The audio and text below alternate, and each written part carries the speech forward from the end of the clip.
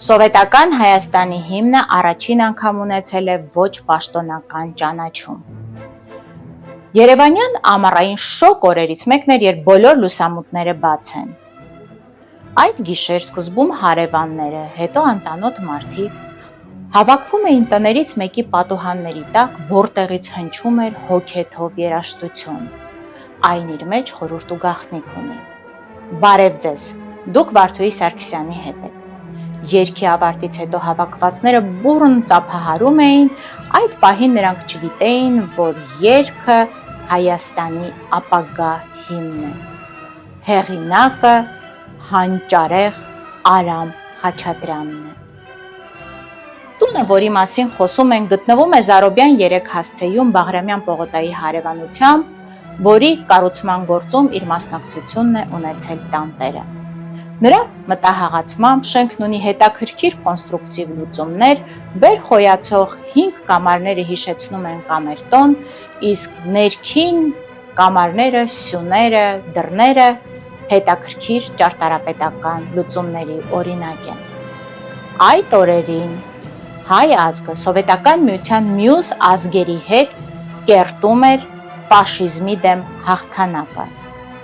Արամ Խաչատրյանը պետք է գրեր Հայաստանի հիմնը։ Նա աշխատանքն ավարտելուց հետո նստում է դաշնամուրի մոտ եւ ընտանիքի անդամների համար նվագում երգը ու կասկած անգամ չուներ, որ մարդիկ հավաքվել են լուսամուտների տակ եւ համակ ուշադրությամբ լսում են իրեն։ Իմ ունկնդիրն արդեն գիտի, որ հաղորդումներիս նպատակը հետաքրքիր, քիչ լուսաբանված փաստեր ներկայացնելն է։ Այսօրվա իմ հաղորդումը սկսեցի հենց այս ստեղծագործությունից, որովհետև այն իր մեջ խորհուրդ ունի։ Հեղինակը հիմնի հիմքում դրել է հին հայկական շարական։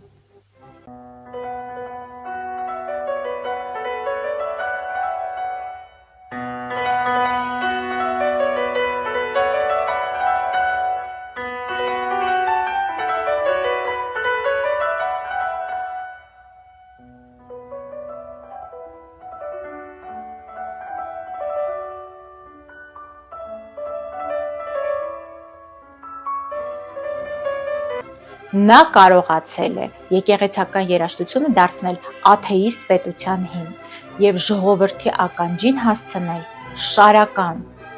կոմիտասի շարական։ Հարգելի ունկնդիր, մեր ստեղծագործական խումբը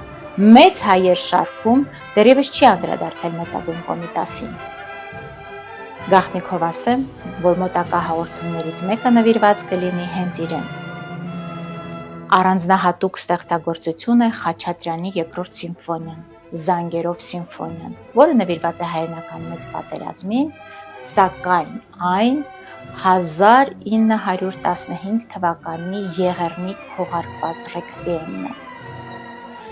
Ես էլ եմ հակված այս տեսակետին, որովհետև ստեղծագործության ամբողջ տրագիզմը, երաժշտության մասշտաբը, խորաթափանց ողբն ու արտահայտված ըմբոստությունը երաժշտական վերլուծաբաններին առիթ են տալիս խոսել հենց այս մասին։ Ուշադրություն դարձրեք մի դետալի, ամենակարևորին, զանգերին, որոնք ոչ մի կերպ չեն կապվում հայրենական պատերազմի հետ, մինչդեռ Եղեռնի ժամանակ լսած կլինեք տատերից, պապերից, եկեղեցիներն էին ահազանգում ոտը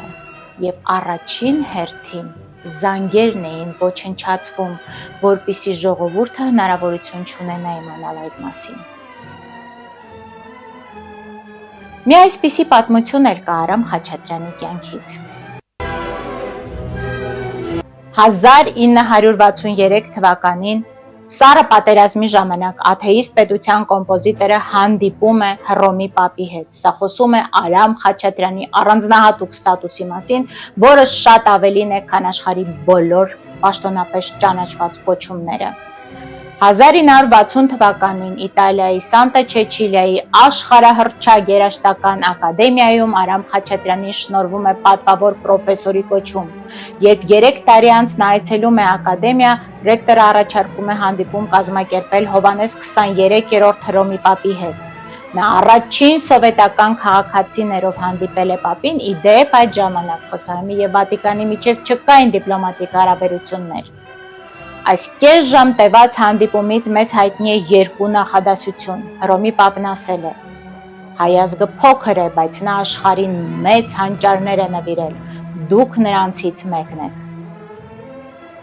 Մենք քիչ ենք, սակայն մեզ հայ են ասում։ Մենք մեզ ոչ ոքից չենք գերադասում, պարզապես մենք էլ պիտի ընդունենք, որ մենք, միայն մենք Արարատ ունենք։ Արամ Խաչատրյանի երաժշտությունը բացում է բոլոր դռները, նա աշխարհում մշակույթի դեսպանն է։ Հանդիպել է Հեմինգուեյի հետ, պարզվել է, որ Հեմինգուեյն ունի Արամ Խաչատրյանի երգերի բոլոր սկավառակները։ Հանդիպել է Չե Գևարային, Ֆիդել Կաստրոյին, Անգլիայի թագուհի Ելիզավետա II-ին, Չարլի Չապլինին։ Արամ Խաչատրյանի երաժշտությունը խոսում է այն լեզվով, որը հասկանալի է բոլորին։ Կոմպոզիտորի այցեքարտն է Սուսերով պարը։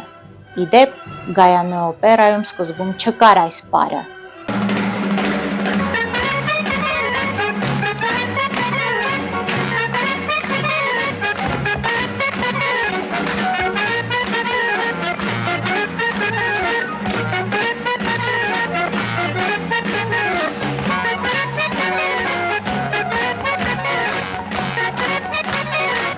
Այն գրվել է պատերազմի տարիներին, և երբ ստեղծագործությունը պատրաստ էր, թատրոնի տնօրենը լսում է և ասում, որ վերջում պակասում է ոգեշնչող պար, պետք է գրել։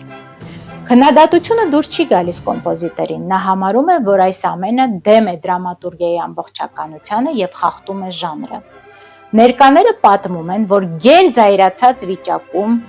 Արամ Խաչատրյանը նստել է դաշնամուրի մոտ ու գրի է առել այս ստեղծագործությունը մոտավորապես 8 ժամում։ Այս մասին ինքը հեղինակը ասում է, որ պատկերացրել է անզիջում ռազմական պար, դրանից հետո ամեն ինչ տեղի է ունեցել ինքնըստինքյան, ձեռքերը ուղղակի գրի են առել ստեղծագործությունը։ Սուսերով պարը համաշխարհային հիթ է։ Անցյալ դարի 40-ական թվականներից այն հնչում է ամեն մի տնից։ 1948 թվականը Ամերիկայում ճանաչվել է Արամ Խաչատրյանի տարի։ Սուսերով պարի մասին հեղինակն ասում է. Եթե ես իմանայի, որ այն այդքան հանրաճանաչ կդառնա և իր արմունկներով հետ կհրի իմ մյուս ստեղծագործությունները,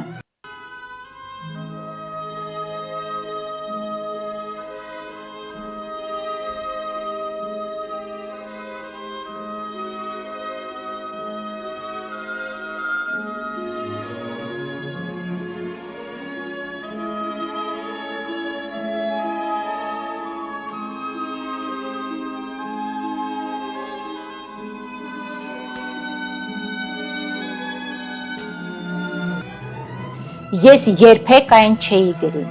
Չեմ կարող չհամաձայնվել մեծ ընհանջարի հետ, որովհետև Գայանե բալետից բացի Արամ Խաչատրյանն ունի համաշխարհային մասշտաբի բազմաթիվ հայտնի ստեղծագործություններ։ Հիշատակեմ Սպարտակ բալետը։ Այն ներկայացնում է մեր թվարկությունից առաջ 74-71 թվականներին հին Հռոմում Սպարտակի ղեկավարությամբ ստրուկների ապստամբության դեպքերը։ Սա ամենաբեմականացվածն է Խաչատրյանի ստեղծագործություններից և ընդգրկված է համաշխարհային դասական գործերի շարքում։ Չեմ կարող չհիշատակել ևս մի գործ՝ պարահանդես դիմակահանդեսը, որը ծանոթ է բոլորիդ։ Այն գրված է Միխայել Լերմոնտովի դիմակահանդես պիեսի մոտիվներով։ Տասնյակ տարիներ շարունակ, ամեն նոր տարի ուղիղ ժամը 12-ին հնչում է հայկական հեռուստատեսությամբ։ Արամ Խաչատրյանը սովորական մարդ չէ։ Նա կենդանի կամուրջ է արևելքի և արևմուտքի միջև, ժողովրդական երգի և սիմֆոնիայի միջև, ժամանակի պահանջի և հոգու ձայնի միջև։ Իմիջիայլոց երեկ քայլում էի Արամ Խաչատրյան փողոցով, հերթական անգամ տեսա նրա արձանը, որը շատ եմ հավանում, հերթական անգամ լուսանկարեցի, համալրելով իմ ունեցած արժեքավոր նկարների հավաքածուն։ Բաժանորդագրվեք, անպայման լայքեք, անչափ ուրախ կլինեմ ծանոթանալ ձեր գնահատականին։ Կրկին կհանդիպենք հաջորդ երկուշաբթի օրվանից։